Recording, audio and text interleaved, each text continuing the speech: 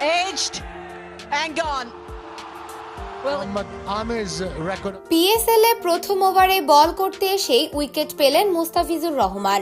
মুস্তাফিজের উইকেট পাওয়া দেখে মুস্তাফিজের প্রেমে পাগল হলেন লাহোর কালান্দার্সের মালিক সুন্দরী তরুণী। বিস্তারিত দেখুন পুরো ভিডিওতে।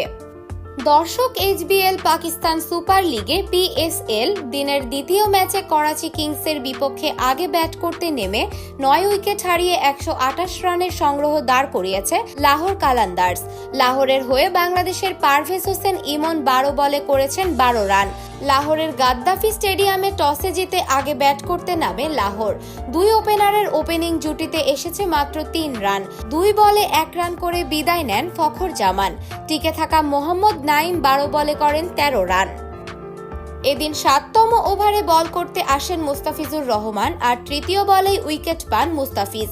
উইকেট পড়তেই পুরো মাঠে উচ্ছ্বাস, কিন্তু আসল চমকটা তখনও ব্যাক ক্যামেরা ঘুরে যায় গ্যালারিতে। সেখানে দেখা যায় লাহোর কালান্দার্সের মালিক এক সুন্দরী তরুণী। তিনি যেন মুগ্ধ হয়ে তাকিয়ে আছেন মুস্তাফিজের দিকে।